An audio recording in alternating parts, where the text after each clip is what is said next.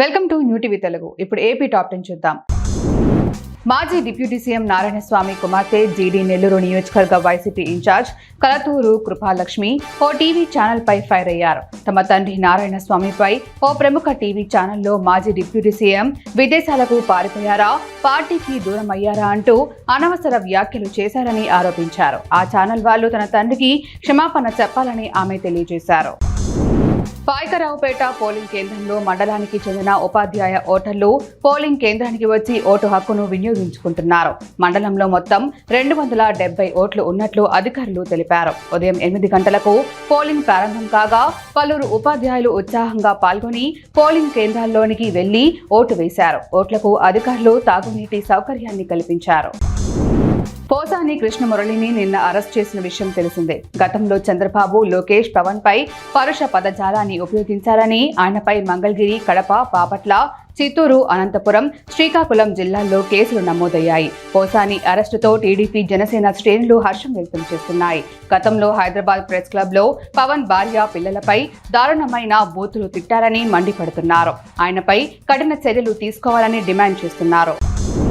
కాకుమానులో ఏర్పాటు చేసిన ఎమ్మెల్సీ ఎన్నికల పోలింగ్ కేంద్రాన్ని డీఎస్పీ బాను పరిశీలించారు. ఈ సందర్భంగా పోలింగ్ కేంద్రంలో ఏర్పాటు చేసిన సౌకర్యాలను పరిశీలించి మండలం వ్యాప్తంగా ఎలాంటి అవాంఛనీయ సంఘటనలు జరగకుండా పోలింగ్ కేంద్రాల వద్ద పటిష్ట బందోబస్తు ఏర్పాటు చేసినట్లు తెలిపారు. ఓటర్లు స్వచ్ఛందంగా పోలింగ్ కేంద్రాలకు వచ్చి ఓటు హక్కు వినియోగించుకోవాలన్నారు. తూర్పు గోదావరి జిల్లా వ్యాప్తంగా ఉభయ గోదావరి జిల్లాల గ్రాడ్యుయేట్ ఎమ్మెల్సీ ఎన్నికల పోలింగ్ కొనసాగుతోంది. ఈ సందర్భంగా రాజమండ్రిలోని ట్రైనింగ్ కళాశాల వద్ద ఏర్పాటు చేసిన పోలింగ్ కేంద్రంలో Rajahmundry city MLA Adireddy Srinivas vote హక్కును వినియోగించుకున్నారు.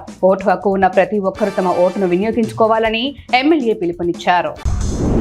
పోసాని కృష్ణమురళి అరెస్టును మాజీ ఎమ్మెల్యే తోపుదుర్తి ప్రకాష్ రెడ్డి తీవ్రంగా ఖండించారు. రెడ్ బుక్ రాజ్యాంగంలో భాగంగానే పోసాని కృష్ణమురళిని అరెస్ట్ చేశారని ఆరోపించారు. రేపటి తేదీతో పోసానికి నోటీసులు జారీ చేయడం వెనుక పోలీసుల అత్యుత్సాహం కనిపిస్తుందన్నారు. చంద్రబాబు తప్పిదాలను విమర్శించిన పోసానిపై నాన్ బెయిలబుల్ కేసులు పెట్టడం దుర్మార్గమన్నారు. నరసన్నపేటలో స్థానిక ప్రభుత్వ డిగ్రీ కళాశాలలో నిర్వహిస్తున్న ఉపాధ్యాయ ఎమ్మెల్సీ ఎన్నికల్లో భాగంగా పోలింగ్ ప్రక్రియ ప్రారంభమైంది.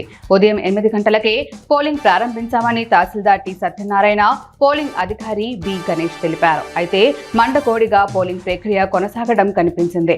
ఎటువంటి అవాంఛనీయ ఘటనలు జరగకుండా ముందస్తుగా పోలీస్ బందోబస్తు ఏర్పాటు చేశామని ఎస్ఐ దుర్గాప్రసాద్ తెలిపారు. పల్నాడు జిల్లా సత్తెనపల్లి జిల్లా పరిషత్ బాలికల ఉన్నత పాఠశాలలో ఏర్పాటు చేసిన పోలింగ్ కేంద్రాన్ని సత్తెనపల్లి ఆర్డీఓ రమాకాంత్ రెడ్డి పరిశీలించారు. దివ్యాంగులకు ప్రత్యేకమైన కౌంటర్ అధికారులు ఏర్పాటు చేశారు. అధికారుల పర్యవేక్షణలో ఎమ్మెల్సీ ఎన్నికలు ప్రశాంతంగా జరుగుతున్నాయి. ఇబ్రహీంపట్నం జాకీర్ హుసేన్ కాలేజీలో బూత్ నెంబర్ 45లో ఒకరి ఓటు ఒకరు వేశారంటూ కంగుతిన్న ఓటర్. జరుగుతున్న ఎమ్మెల్సీ ఎన్నికల్లో ఈ సంఘటన చోటు చేసుకుంది. ఎంఆర్ఓ దృష్టికి తీసుకెళ్లిన ఓటర్ నా ఓటు మరొకరు ఎలా వేస్తారు అంటూ అధికారులను నిలదీసిన ఓటర్. గుంటుపల్లికి చెందిన ఓటర్ జ్ఞానదీప్తి పేరులో మరొకరు ఓటు వేశారు. ఛాలెంజ్ ఓటు కావాలని అడిగిన ఓటర్.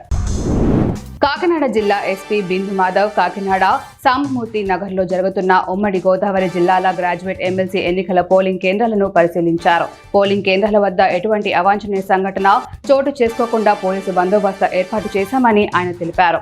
అదేవిధంగా పోలింగ్ కేంద్రాల వద్ద 144 సెషన్ అమలు చేస్తున్నట్లు ఆయన తెలియజేశారు.